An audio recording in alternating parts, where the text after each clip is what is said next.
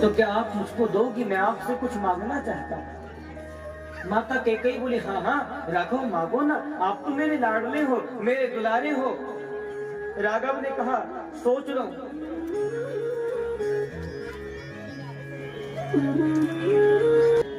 अभी अभी एक सूचना आई है, मैया के महल में है और कैकेयी मैया के साथ भोजन पा रहे हैं, खेलते हुए दूध भात पाते पाते हाथ पकड़ लिया। मैया कुछ मांगना चाहता हूँ, आप मुझको दोगी? माता ने कहा, हाँ मेरे राघव आप मांगो ना, जो मांगोगे आपको वो दूंगी। राघव ने कहा, माँ एक बार सोच लो, वचन देने से पहले आपने अगर यह वचन मुझको दे दिया ना, तो क्या पता संपूर्ण संसार आपको बहुत कठोर माता के रूप में जाने। कैकेयी मैया ने कहा, राघव अरे मांगो तो सही। राघव ने कहा, माँ पुनः सोच लो, अगर आपने मुझे यह वचन दे दिया ना, तो दुनिया में कोई भी अपनी बेटी का नाम कैकेयी नहीं रखेगा। कैकेयी मैया बोले, राघव कोई अपनी पुत्री का नाम कैकेयी रखे या ना रखे, मुझे इस बात का कष्ट नहीं। अरे मेरा राघव सुखी रहे, मेरा राघव प्रसन्न रहे, चिंता तो मुझे इस बात की है। तुम मांग लो, क्या मांगना चाहते हो?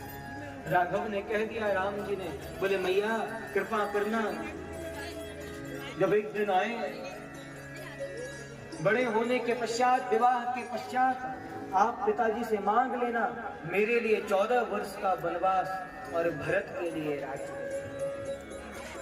कैकेयी ने जैसे सुना भरत के लिए गद्दी, सावधान रही, कुछ ना बोल सकी, मौन है। लेकिन जैसे सुना 14 वर्ष का वनवास, कैकेयी के नेत्रों से सुधार बह चली, रुदन करने लगी, राघव कैसे बोलते हो? तुम मेरे प्राण प्यारे हो, अपने हृदय के टुकड़े को मैं वन में कैसे भेज सकती हूँ 14 वर्ष के? राघव ने कहा, माँ आपने वचन दिया है, आपको पिताजी से मांगना पड़ेगा। कैकेयी मैया ने कहा, मेरे राघव की जिसमें प्रसन्नता हो मैं वही कार्य करूंगी। और सत्य कहता हूँ, उस दिन से कैकेयी ने श्री राघव को अपने महल में बुलाकर उतना प्रेम करना कम कर दिया, बंद कर दिया। क्यों? क्योंकि जानती है एक दिन 14 वर्ष के वनवास में भेजना पड़ेगा, और कहीं ऐसा ना हो उतना ही प्रेम बरसाती रही तो जिस दिन राम के लिए 14 वर्ष का वनवास मांगू तो कहीं मेरा हृदय विदीर्ण ना हो जाए, कहीं मेरा हृदय फट ना जाए। इसीलिए कैकेयी बाल्यकाल से ही उसके लिए प्रयास कर रही है, अपने हृदय को कठोर बना रही है। और आज जब विवाह होकर के आया और राम जी के राज्याभिषेक की चर्चा हुई, तो माता कैकेयी ने मांग लिया श्री भरत लाल जी के लिए गद्दी और श्री रामभद्र के लिए वनवास। सुनना ही था, चक्रवर्ती जी महाराज तो बेचारे बेहोश होकर जमीन पर गिर पड़े, सुध ही ना रही। सुमंत से कह दिया, घुमा फिरा करके राम को वापस लेकर के चले आना। लक्ष्मण जी को पता चला, बोल पड़े, भैया मैं भी चलूंगा। माता जानकी बोली, महाराज मैं अकेली कैसे रह सकती हूँ, मैं भी तो चलूंगी आपके साथ। माता जानकी भी चलने को तैयार हो गई। देवी कैकेयी ने अपना हृदय कठोर किया और देवी कैकेयी ने हृदय कठोर करके कह दिया, लाओ वलकल वस्त्र। 3 वलकल वस्त्र लाए गए, एक रामभद्र के लिए, एक जानकी मैया के लिए, एक लखन लाल जी के लिए। रामभद्र ने वलकल वस्त्र धारण कर लिए, लक्ष्मण लाल ने वलकल वस्त्र धारण कर लिए। जानकी जी उठाती है ऊपर से नीचे, नीचे से ऊपर देखती है, वो अत्यंत सुकुमारी है, राजकुमारी है। जीवन में मुझे कभी वलकल वस्त्र देखे नहीं तो पहले भी क्या, बार बार उठाकर देख रहे। कैकेयी ने कहा, जल्दी करो, ये आभूषण उतारो, वलकल वस्त्र धारण करो। गुरुदेव वशिष्ठ खड़े थे, हृदय उनका विदीर्ण हुआ जा रहा है, रोता चला जा रहा है। और गुरुदेव वशिष्ठ ने कह दिया, कैकेयी बस करो, तुम्हारी यह कठोरता और दिखाई पड़ी। मैं सत्य कहता हूँ, अपने गुरुपने को भूलकर मैं तुम्हें श्राप देकर यही नष्ट कर दूंगा। क्यों नहीं, क्यों बोल रहे हैं? अरे राम जी के वस्त्र वलकल वस्त्र में परिवर्तित हो गए, लखन लाल के वस्त्र उतर गए, लेकिन कुछ बोल ना सके गुरुदेव वशिष्ठ। किंतु जानकी जी के लिए क्यों बोलते हैं?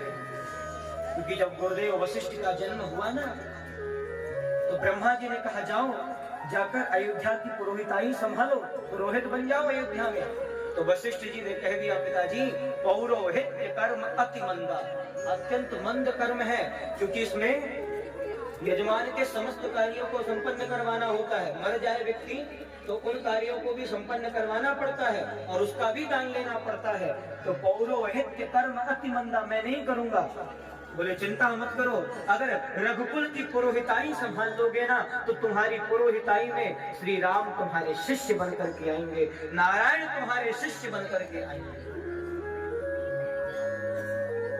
वशिष्ठ जी प्रसन्न नहीं हुए, हाथ जोड़ करके बोले पिताजी जब मेरे आराध्य ही मेरे शिष्य बन जाएंगे तो ये बताओ मैं अपना आराध्य किसको मानूंगा, आराध्य तत्व का दर्शन मैं कहाँ करूंगा, आराध्य तत्व के रूप में मैं किसको देखूंगा। ब्रह्मा जी ने कहा बेटा जब श्री भगवान नारायण रघुकुल कमल दिवाकर के रूप में जन्म लेकर के तुम्हारे शिष्य बनकर के आएंगे तो उनको तो अपना शिष्य मान लेना, लेकिन जब वही वैकुंठ बिहारिणी लक्ष्मी जब जनकपुर में सीता के रूप में जन्म लेकर के आएंगी ना तो तुम उनको अपना गुरु मान लेना।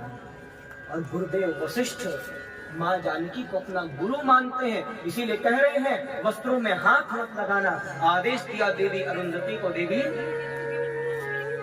हमारे कोष से समस्त वस्त्राभूषणों को लेकर के आओ और एक एक अंग का वैसे श्रृंगार करो, 1 इंच भी जगह नहीं बचनी चाहिए। माता अरुंधति ने श्रृंगार किया, सुंदर वस्त्र पहनाए, आभूषण पहनाए, और जब श्रृंगार किया और गुरुदेव वशिष्ठ ने प्रणाम किया तो प्रणाम करके अरुंधति से बोल उठे, अरे देवी क्या हमारे कोष में आभूषण खत्म हो गए?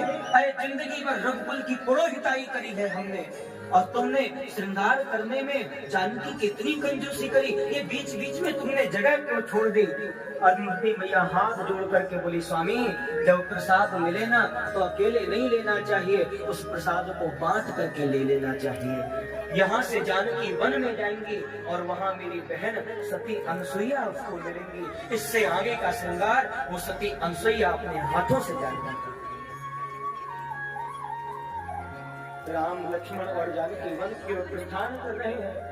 अवधपुर वासियों का तो महाराज रो रो कर पछाड़ खा खा कर बुरा हाल है, लेकिन किसी की सामर्थ्य नहीं है जो अपने पिता के वचन की आज्ञा का पालन करने वाले रामभद्र को कोई रोकने में समर्थ हो जाए। कोई सामने ना सका रोकने के लिए, पूरा अवधपुर पीछे चल लिया। राम हम भी आपके साथ चलेंगे, जहाँ हमारे राजा जाएंगे वहीं हम जाएंगे, और जहाँ राम जाएंगे जहाँ हम जाएंगे वहीं अवध होगा। यह कह करके समस्त अयोध्यावासी चले। कैकेयी को दिखा देना चाहते हैं जब अयोध्या की नागरिक जनता ही नहीं रहेगी तो तेरा भरत शासन किस पर करेगा। अयोध्यावासी कह रहे हैं चल पड़े। राम जी ने देखा, बोले यह उचित नहीं है। रात्रि में सो रहे थे, सोते सोते भगवान ने सुमंत को आदेश दिया, सुमंत उठो। राजमंत्री सुमंत जी, महामंत्री सुमंत उठे और भगवान घोड़ों पर बैठ करके चल पड़े। कुछ दूर पहुंचे, सुमंत को भी कह दिया अब आप यहाँ से जाइए और वापस लौट जाइए, अयोध्या वासियों को सबको साथ ले जाना। श्री रामभद्र आगे बढ़े, श्रृंगदेव पर पहुंचे। वहाँ भगवान ने कोल भीलों पर, निषादों पर कृपा करी और वहां से श्री भगवान ने केवट पर कृपा करते हुए आगे बढ़कर जाकर श्री भरतलाल जी महाराज जब श्री रामभद्र के पास आए तो श्री रामभद्र ने भरतलाल के ऊपर भी कृपा करी। भरत जी को पता चला कैकेयी मैया ने हमारे लिए राज्य मांगा है। भरत जी ने उस दिन से कैकेयी को माता कहना बंद कर दिया, माँ कहकर संबोधन करना बंद कर दिया।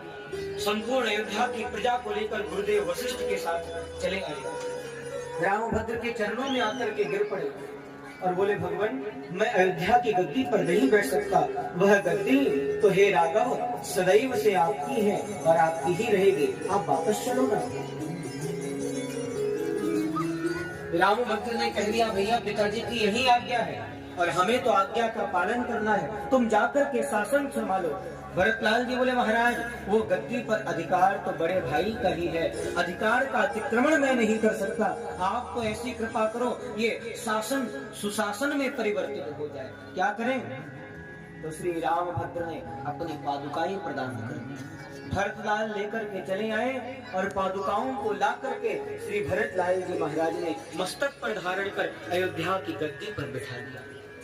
और एक बात कहूँ, भरतलाल ने कह दिया था हे राघव पादुका तो लेकर के जा रहा हूँ, लेकिन सत्य कहता हूँ 14 वर्ष के बाद अगर आपको 1 मिनट 1 घड़ी का भी विलंब हुआ ना तो आपका ये प्राण प्यारा भाई आपको भरत जीवित देखने को नहीं मिलेगा। इसलिए सावधान, 14 वर्ष से पूर्व ही लौट कर आ जाना। रामभद्र ने कहा चिंता मत करो।